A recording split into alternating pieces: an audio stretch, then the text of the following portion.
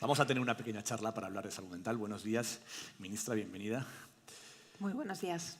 Durante mucho tiempo, como comentaba, la salud mental ha sido un tabú, algo de lo que se hablaba muy poco en la sociedad y siempre con vergüenza. Cuando alguien está enfermo de cualquier otra enfermedad, no hay miedo a contarlo en el trabajo. Cuando alguien tiene un ataque de ansiedad, una depresión, muchas veces se cuenta solo a los muy cercanos y siempre con un sentimiento de culpa. Ese tabú, ese estigma de la salud mental ha afectado a la investigación. Ese problema de investigar este tipo de enfermedades se ha trasladado a las inversiones en ciencia o a las investigaciones en ciencia. Seguro, porque al final el estigma es esa reacción negativa que se provoca por un rasgo o por una cuestión determinada.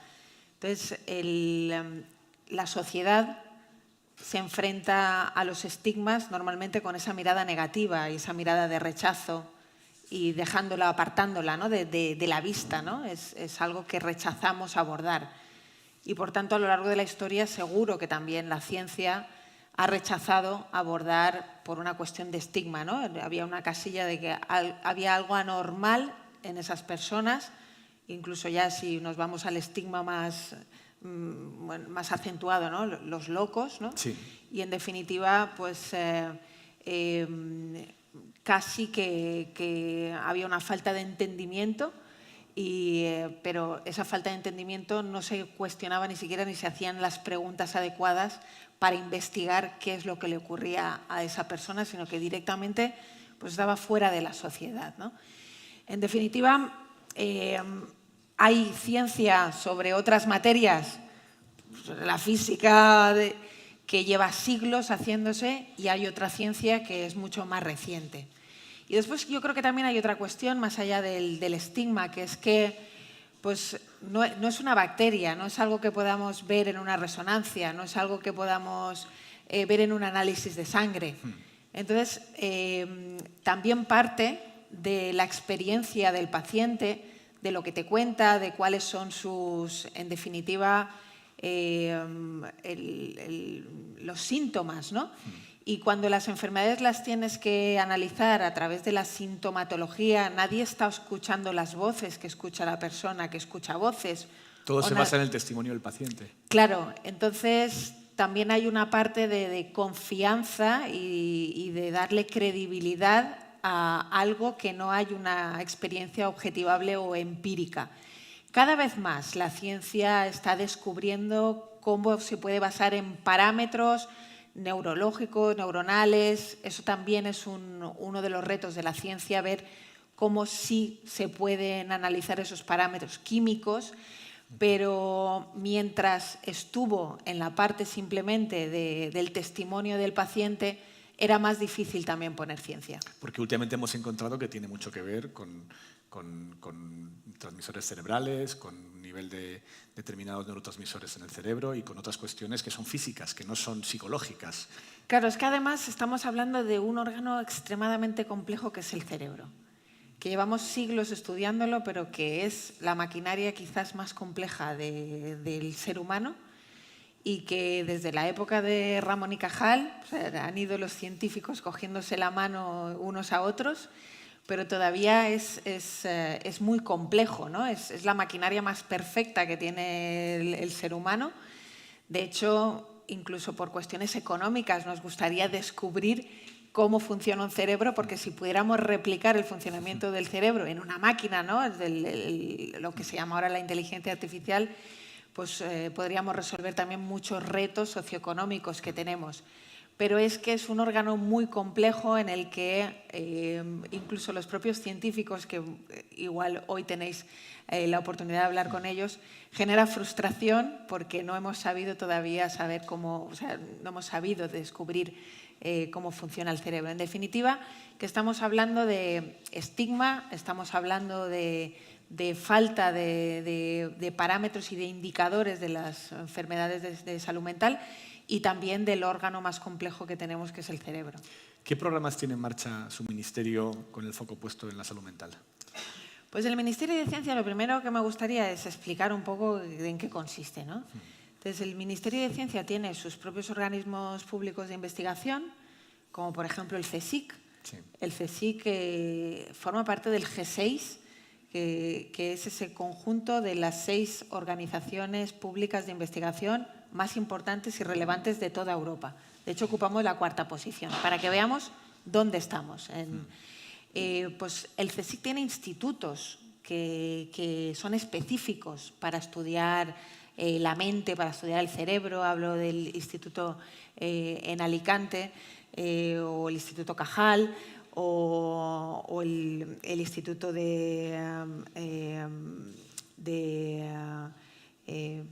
perdonarme. Bueno, tenemos institutos específicos que hablan o que estudian específicamente el cerebro. Después también tenemos el Instituto de Salud Carlos III. Sí. Después también somos financiadores del resto de la investigación que se hace en el resto del sistema, en universidades y en el resto de centros. Y ahí la principal fuente de financiación la hace el Instituto de Salud Carlos III.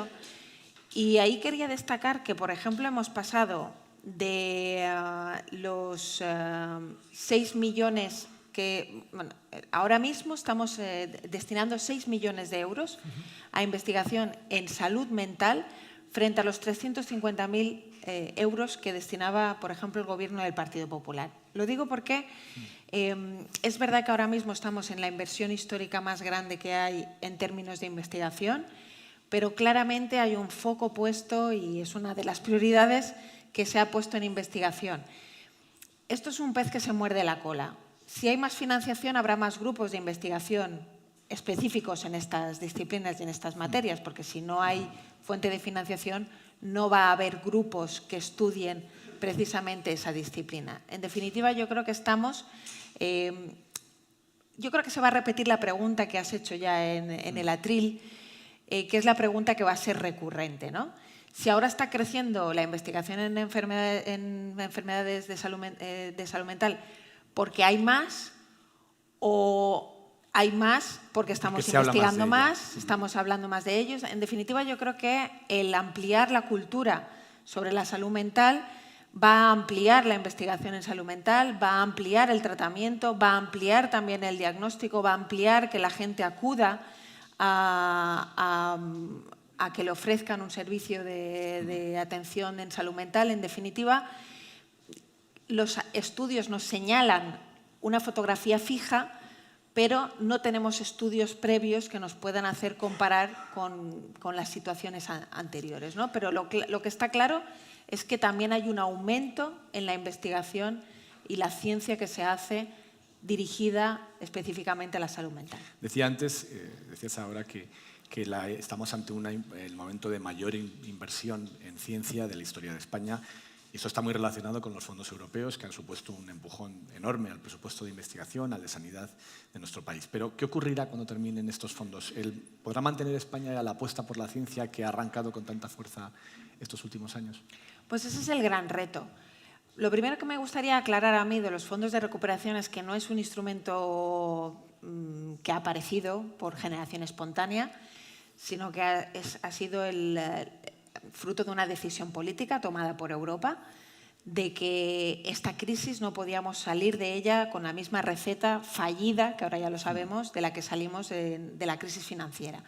De manera que no íbamos a plantar cara a las consecuencias de la pandemia a través de la austeridad y de los recortes, sino justo lo contrario, de la inversión pública.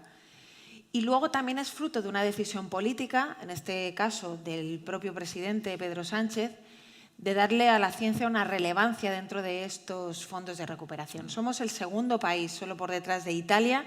Italia inicialmente, y en el plan de recuperación que se diseñó con el anterior gobierno, sabéis que Italia ahora está teniendo muchos problemas con la Comisión Europea porque está modificando el destino de los fondos de recuperación. Pero solo por detrás de Italia, España es el segundo país que más dinero del plan de recuperación está destinando a la ciencia.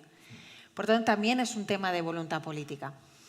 Hemos cubierto un vacío, un agujero negro, un valle de la muerte, si utilizamos incluso la nomenclatura o la terminología que utilizan los científicos, que había en nuestro país, que se produjo en la última década en la ciencia. Y ahora mismo, gracias a los fondos de recuperación, estamos un año por delante de la senda que tenemos dibujada para estar en el estándar de la Unión Europea. Es decir, que ahora mismo tenemos el presupuesto que deberíamos tener en el próximo año. Y ya estamos haciendo cosas que, más allá del plan de recuperación, por ejemplo, el Ministerio de Ciencia ha crecido este año en presupuesto nacional sin plan de recuperación un 20%. Pero es verdad que estamos en el doble de presupuesto que con el Partido Popular y en el presupuesto más alto de la historia. Pero hemos aprobado una ley que dice que vamos a seguir manteniendo la apuesta en ciencia, lo vamos a hacer creciente y que vamos a cumplir el estándar con Europa. Pero también tengo que hacer, porque es necesario poner encima de la mesa, que no solo tiene que cumplir el Gobierno de España, sino que en materia de ciencia tenemos que ser corresponsables y hacer que las comunidades autónomas también cumplan su papel en esta financiación de la ciencia. Por ejemplo, el 70 y tantos % de la ciencia en nuestro país se hace en las universidades, que es una competencia de las comunidades autónomas. Y luego también la empresa privada. De hecho, en nuestro país, el 50% de la inversión en ciencia la hace la administración pública frente a un 50% que lo hace la privada, pero en estándares como el alemán, que nos gustaría mirarnos en él, el 70% de la investigación la hace la iniciativa privada. Y de ahí proyectos estratégicos como el PERTE de Salud de Vanguardia, que hemos tratado también en otras ocasiones, que también va a fortalecer la investigación en salud mental y que lo que hace es traccionar, como decimos nosotros, también la inversión privada a través de, por ejemplo, el CEDETI, que se encarga precisamente de eso, ¿no? de que haya proyectos de investigación en marcha desde la iniciativa privada. Así que el plan de recuperación nos ha ayudado para fortalecer también en recursos importantísimos como los equipamientos. Desde el 2007 no se hacía una convocatoria de equipamientos de investigación como la que se ha hecho ahora con el Gobierno de Pedro Sánchez para mejorar también las condiciones en las que trabajan en los laboratorios los científicos, y eso también ha venido para quedarse, ¿no? Ese fortalecimiento del plan de recuperación está aquí ya en el sistema. Según varios estudios, el uso de las redes sociales por parte de adolescentes está detrás del incremento de algunos trastornos de ansiedad, depresión, problemas de autoestima o de alimentación. ¿Los avances tecnológicos de la revolución digital han mejorado o han empeorado nuestra salud mental, o ha pasado ambas cosas a la vez? Bueno, a mí me gusta siempre decir que la tecnología no es ni buena ni mala, a priori. Yo no estoy ni con los tecno-optimistas ni con los tecno-pesimistas. Es decir, en definitiva, lo que sí que sabemos es que no es neutra. Ni la tecnología, ni prácticamente nada, ninguna, y sobre todo los descubrimientos que son disruptivos, que suponen un antes y un después, hay que tener mucho cuidado con ellos, porque nos pueden arrastrar y nos pueden arrasar como sociedad. Entonces, efectivamente hay una disrupción ahora mismo de la tecnología en nuestras vidas, y lo que tenemos que hacer es, como sociedad, desde luego como gobiernos, analizar el impacto que tienen estas tecnologías. Y efectivamente sí que tenemos ya muchos estudios de cómo el uso de las tecnologías o de las redes sociales pueden fomentar los problemas de salud mental, de autoestima, etcétera. Pero también nos sirven para divulgar, por ejemplo, ciencia. Hay un proyecto dentro de el CIBER es el consorcio en red en el que se trabaja a nivel comunidades autónomas y centros de investigación, que cuelga del Instituto de Salud Carlos III.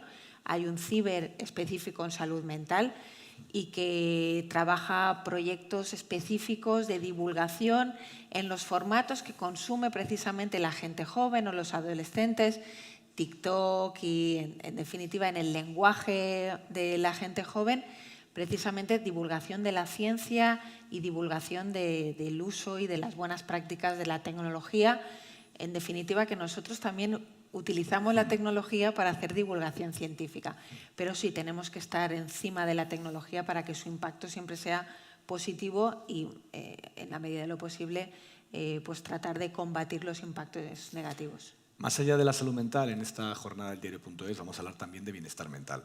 Es decir, no solo cómo tratar estas dolencias como la depresión, sino también cómo prevenirlas y cómo sentirnos mejor. ¿La ciencia qué puede aportar a esta cuestión? Bueno, pues muchísimo, ¿no? La ciencia al final, y sobre todo la ciencia que va dirigida a la salud, no solo trabaja el tratamiento de las enfermedades, sino que trabaja su prevención, trabaja su diagnóstico precoz, el tratamiento, en definitiva, todas las fases. Por tanto, la ciencia tiene mucho que aportar a responder las preguntas sobre cuáles son las causas que al final hace que la ciudadanía tenga enfermedades de salud mental. Y, por tanto, tiene mucho que aportar en las causas, pero también tiene mucho que aportar en la toma de las decisiones políticas a la hora de, una vez diagnosticada la causa, poner prevención colectiva, ¿no?, a estas causas. A nadie se le escapa que las condiciones socioeconómicas de una familia pueden provocar, claro, son fundamentales. Una persona, un joven que por ejemplo, nosotros nos preocupa mucho y el otro día salió en este nuevo pacto que hemos firmado tanto PSOE con Sumar para un nuevo gobierno de coalición, y hablábamos del abandono universitario, de los universitarios por cuestiones económicas, y de ahí el refuerzo en la política de becas. Pues al final la política de becas también podríamos decir que es una política de prevención de problemas de salud mental en los jóvenes y en las familias que por condiciones socioeconómicas se ven en la situación de que su estudiante, su hijo tenga que abandonar la universidad, ¿no? En definitiva, también tenemos que tener en cuenta la ciencia, los estudios a la hora de tomar decisiones públicas y políticas. Una última cuestión que tiene que ver con la ciencia, con la salud mental y el trabajo, que es uno de los asuntos de los que hablaremos también a lo largo de esta jornada. Los datos oficiales de la Seguridad Social dicen que respecto a hace una década el número de bajas médicas por trastornos mentales se ha duplicado prácticamente, especialmente entre mujeres y jóvenes. Y este mayo de 2023 ha sido el mes con el récord histórico de bajas por salud mental. ¿A qué se debe? ¿Es porque hay más enfermos o más pacientes o más incidencia de estas enfermedades, o es, como comentaba en el atril, si tiene algo que ver también con que hay menos miedo a pedir una baja por un problema de salud mental de lo que había antes por el estigma social que le acompañaba a estas enfermedades? Yo creo que son preguntas que todavía va a tener que responder la ciencia, sobre todo las ciencias sociales, que estudian precisamente qué le ocurre, ¿no?, a la sociedad. Pero efectivamente sí que tenemos ya estudios que analizan a la población, ¿no?, y a la población más joven, a la población femenina, que en muchas ocasiones son los que están más afectados por temas de salud mental y por esas bajas. Por ejemplo, la depresión afecta en un factor 2,1 a mujeres frente a hombres, o los problemas de trastorno de la alimentación afectan en un factor 9,1 mujeres frente a hombres. Cada vez hay más estudios y más evidencia de que los niños, por ejemplo, un 20% de los niños tienen ya un diagnóstico de algún trastorno de la salud mental.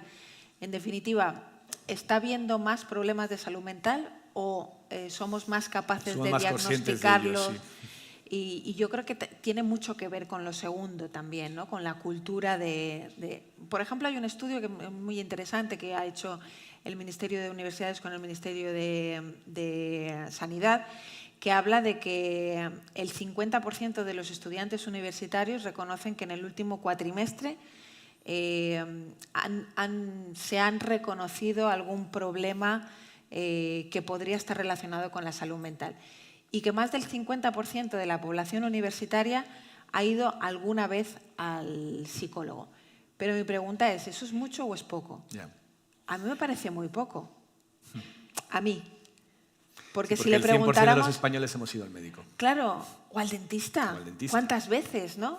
Y creo que, bueno, yo soy de una generación en el que nuestros padres ya nos llevaron al dentista, ellos no fueron al dentista, pero nos llevaron porque ya había una cultura, una concienciación de que había que ir al dentista, que había que ir una vez al año, que había que ir en todas las edades. Y creo que eso quizás lo estamos redescubriendo, lo estamos descubriendo como sociedad o lo estamos abriendo ahora.